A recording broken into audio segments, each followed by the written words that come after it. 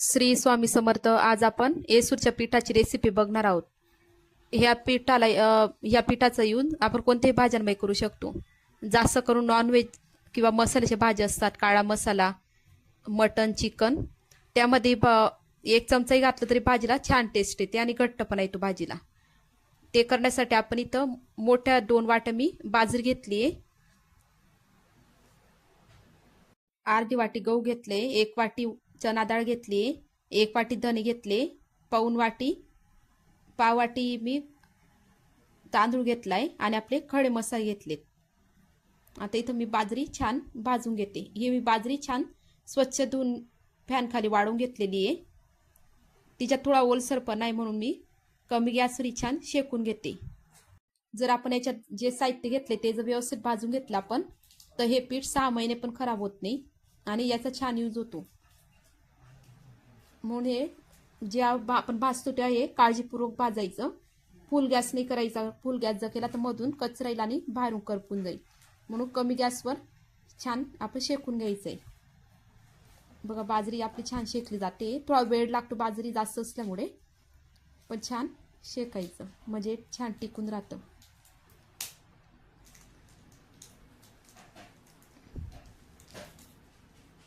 बाजरी अशी आपण पलटत राहायची म्हणजे सरळ बाजूने छान शेकली जाईल. सरळ दाणे एक एक दाणा आपला छान शेकला जाईल.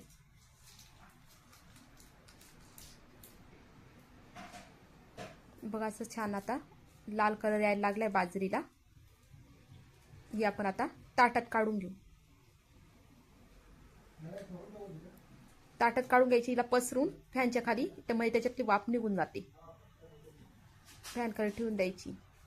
आता इथं मी हरभऱ्याची डाळ घेतली. या डाळीला पण मी छान स्वच्छ धुवून फॅन खाली सुकवून घेतली. आता हिला पण छान आपण कमी गॅसवर भाजून घेऊ.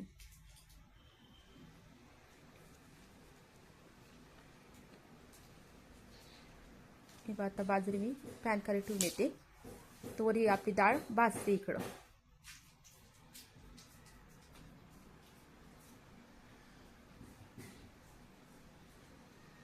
छान असं पलटवत राहायची तिला.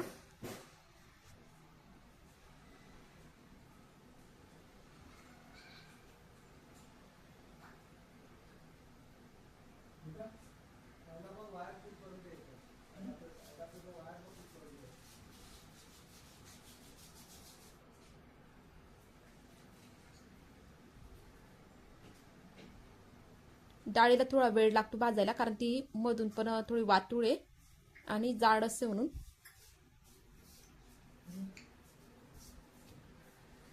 बघा छान आपली डाळ पण शेकली गेली. आता तिला पण आपण ताटात काढून घेऊ एक बाजूला. आता आपण यात तांदूळ घालून घेऊ. तांदूळ पण मी स्वच्छ धुवून घेतलेला आहे. तुम्ही वाटल्यास तर याला अर्ध्या दिवशी छान स्वच्छ धुवून उन्हात वाळवू शकता. हे मी आजच धुवून छान वाळवून घेतलेलं आहे फॅनमध्ये, आणि भाजताना कमी गॅसवर भाजले म्हणजे ते त्याच्यातला सगळा ओलसरपणा कमी झालाय. तांदूळ पण छान आपण परतून भाजून घेऊ याला. तांदूळ आपला लवकर भाजला जातो डाळ आणि बाजरीपेक्षा. बघा पटकन भाजला गेला. आता आपण हे परत ताटात काढून घेऊ तांदूळ. आता यात मी धुवून स्वच्छ केलेला गहू घालून घेऊ. याला बी फॅनमध्ये वाळवलंय मी. आता याला पण छान परतवत राहू आपण, म्हणजे सगळ्या बाजून छान याला भाजलं जाईल. तोवर आपण आपलं जे भाजलं गेलेलं साहित्य ते फॅन खाली ठेवून देऊ, म्हणजे ते थंड होत राहील तिकडं. गहू पण मी कमी गॅसवर भाजून घेतलाय. बघ गहू आपला भाजला जातोय, छान लाल होतोय.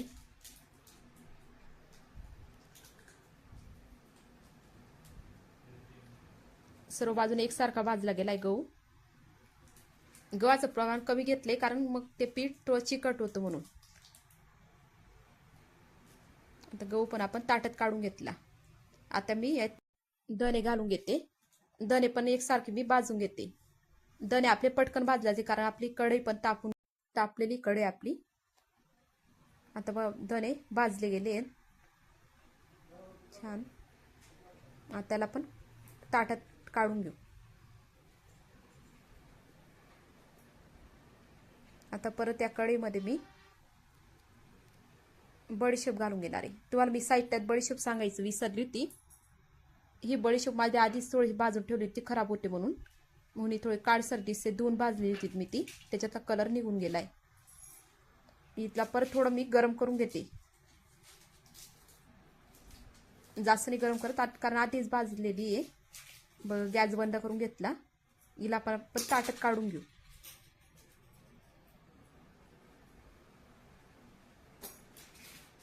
आता आपण इथं जे आपले खडे मसाले घेतले ते भाजून घेणार आहोत.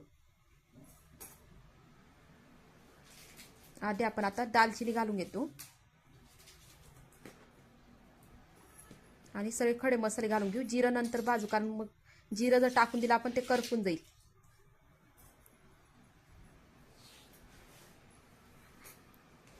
आता मी तर गॅस बंद करून देते, म्हणजे गरम कढईमध्ये आपले मसाले भाजत राहतील. इथं मी आपले जे वेलदोडे आपण यूज करतो चहामध्ये, मग त्याचे साल आपले उरतात ते पण मी घालून घेणार आहे, म्हणजे त्याचा यूज इथं होऊन जाईल आपला. त्याला छान आपण परतून घेऊ. छान स्मेल यायला लागला आहे मसाल्यांचा. आता त्यात मी जिरं घालून घेते. जिरे परत घेऊ आपण.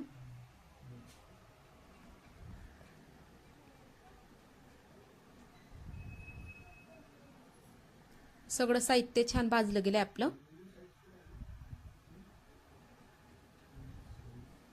आता मी फॅन खाली छान याची वाफ निघू देते, म्हणजे याच ओलसरपणा पण निघेल आणि ते कुरकुरीत होईल. दळायला पण आपल्याला सोपं जाईल. फॅन खाली मी छान थंड करून घेते याला.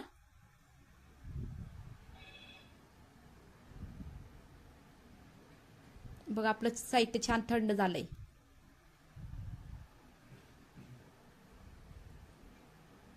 जसं हाताला आपल्या दमटपणा लागतो तो लागत नाही. आता कुरकुरीत झालंय साहित्य. आता मी मिक्सरच्या भांड्यात आधी खडे मसाले दळून घेते.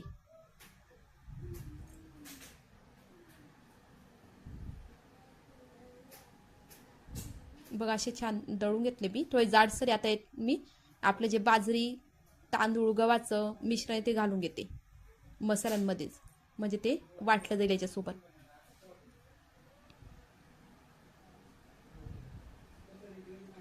बघा असं बारीक झालंय. थोडं गाळणीने मी गाळून घेते. जर तुमचं मिक्सर खूप बारीक होत असेल तर गाळायची गरज नसते याला, पण मी मोठं भांड वापरलंय म्हणून थोडं गाळावं लागतंय. तुम्ही चक्कीवर पण दळून आणू शकता. आता असं मी करून 3 बॅच मध्ये सगळं दळून घेतलं. बघा आपलं येसूरचं पीठ तयार झालंय. एकदम बारीक असं टेस्टी. एकदा तुम्ही हे पीठ नक्की ट्राय करा. याच्याने भाजी चव खूप वाढते. श्री स्वामी समर्थ.